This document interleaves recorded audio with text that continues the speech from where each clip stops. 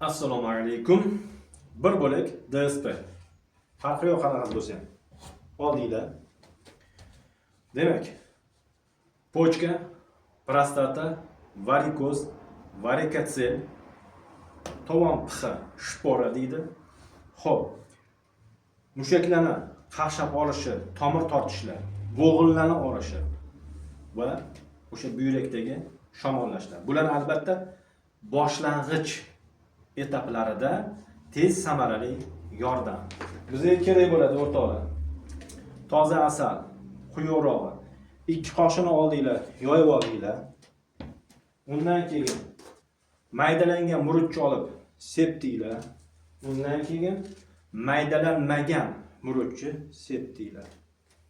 Demak, oyoqlarni qo'yib, yaqinroq olib mana qariyalar mana shunaqa o'tiringlar. Oyog'i muzlaydigan, doim muzlab shundan qiynaladigan qariyalar. Mana shunaqa qilib oyoqlarni o'ynatib o'tirasizlar. Iloji bo'lsa, eng samarali usuli mana. Ayniqsa shporasi borlar, mana shunaqa, shuni ustida aylanasizlar. 5-10 daqiqa har kuni yotishdan yarim soat oldin 5 kun va 10 kun shu amaliyotni qilasizlar. Buni qilib bo'lgandan keyin oyog'i tagini yengilgina iliq, issiqroq namlatda bilan artib, taxtali yupqa payponi kiyib yotasizlar. Salomat bo'lasizlar. Videoni tarqatib qo'yinglar, katta savobga qolasizlar, chunki bu darddan qiynalib yurganlar ko'p.